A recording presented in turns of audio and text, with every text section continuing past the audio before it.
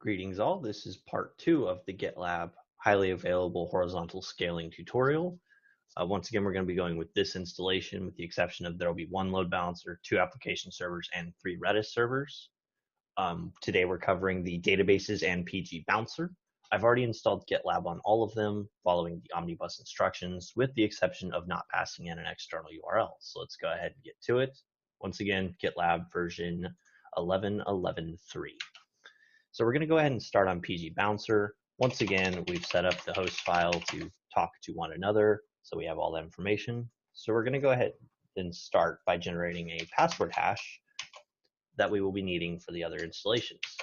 To do this, we'll do gitlab-ctl pg-password-md5, and then gitlab will be the user. And once again, for this tutorial, I'm going to use password as my password, which I know, terrible. We're also going to need to generate one for the PgBouncer user. Password, and we can run this on all 4 of our servers, PgBouncer and the 3 database servers, to confirm they will have the same thing. So we're going to go ahead and edit the gitlab-rb, delete all that because we're going to paste in our own configuration here. Now this configuration is going to look like this.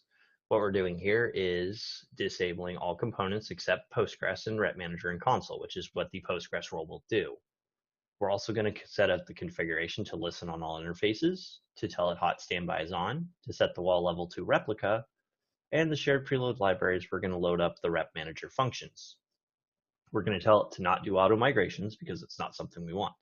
Under console, we're going to tell it to use the PostgreSQL services. We're then going to go ahead and replace these with what we need. Now, I've already set up the hashes to what we generated previously, but you want to make sure the PgBouncer and SQL user password are what they need to be. We're then also going to set the max wall senders. This needs to be the number of database nodes plus 1. As we have 3 nodes, that makes this value 4. Down here, we're going to insert the trusted seeders for both of these values. It should be localhost /32. And then you need to do whatever seeder group is going to cover all of your network. In this case, since a lot of it will be talking internally, we can use 10.136.0.0/16, which will cover pretty much everything in the 10.136 address space. And then under here in the console configuration, we're going to need to bind it. So this is the first server, so we only need to bind it to this first one. And then we're going to tell it needs to be retrying with console 1, 2, and 3. Now, as this is the first one, it's going to be master and initialization, so we want to leave this commented out for now. With that in place, we're going to want to go ahead, save it, and do gitlab-ctl reconfigure. We're going to go ahead and move on to our secondary node, gitlab-rb, delete what's there, paste this in, and much of this is the same value here. We're going to keep only the second server IP here. And as this is a secondary, we want to go ahead and make sure master on initialization is set to false so it doesn't automatically try to promote itself to master. That in place, we're going to do gitlab-ctl reconfigure and move on to our third one. gitlab-rb, delete what's there, paste our values, and we only need the third server this time. And once again, as this is a secondary, master initialization needs to be false. And save that and do gitlab-ctl reconfigure. And we need to let this complete, so we'll go ahead and do that. Great, with all 3 configured, we can go back to our primary node, PG1, and we're going to need to do a few additional things here. So the first thing we want to do is access the database, the GitLab HQ production, using gitlab-psql, and then pass in that -d flag to specify the database to connect to. Doing that will give us a Postgres prompt. From here, we're going to do create extension pg_trgm semicolon. Now, in theory, this should already exist, and if it does, great, we're done with that. If it doesn't, this will create it for you. Go ahead and quit out of this. And next, we're going to need to ensure that repmgr is showing the cluster properly. So gitlab-ctl repmgr cluster show. Doing that should tell us that the master, PG1, and then we can see the host and all that fun stuff. The key here is seeing that everything is upstream and good to go. Next, we need to go to our secondary server And we need to go ahead and set it up as the standby. So to do that, we're going to do gitlab-ctl repmgr standby, set up the name of our master.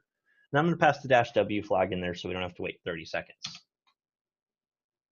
While it's doing that, we can go ahead and do it on the third secondary as well. We're going to go ahead and need this to complete, so we'll wait for that.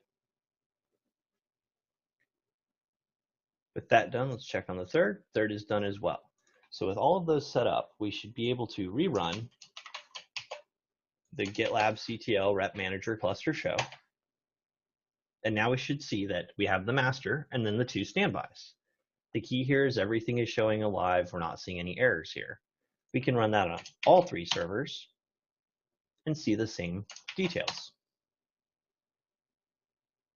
This is a sign that we're in a good place. So now we're going to work on PgBouncer. We're going to go over here and edit the gitlab-rb, and you guessed it, delete everything that's there because we're going to add our own configuration. Now there's a bit more here. So we're going to need to copy this over here and paste it. What we have here is we're disabling all roles, all components except PgBouncer and console, which is specified by the PgBouncer role. Where they're going to set the PgBouncer administrative users to PgBouncer and GitLab-consul. We're then going to configure the console agent watchers to watch the Postgres SQL service. We're then going to need to put in our password hashes. Luckily, I've already done that. And then we're going to set up our console configuration to bind it to itself and then tell it to retry join on console 1, 2, and 3. With that in place, we can do gitlab-ctl reconfigure. We're going to need that to finish, so we'll wait for that. With that done, we now need to go ahead and create a password file. We're going to do that via gitlab-ctl write-pgpass, tell it the host is localhost, the database is PgBouncer, the user is PgBouncer, and the host user is GitLab-consul. Hit enter there, and once again, password. I know, terrible, but we're going to do that anyway. Next, we need to confirm everything is up and running, so gitlab-ctl pgb-console. Doing that will ask for the password. I'm going to give it that terrible password there, and I'm going to do show databases, semicolon, show clients. And here we should see output like this. We see our GitLab HQ production, our host PG1, because that is our master, sorry. And then down there, we can see that PgBouncer is showing that it has active clients. With that, we can go ahead and do \q to quit out of there. And we are done with that. Next, we'll get to setting up Redis and Sentinel.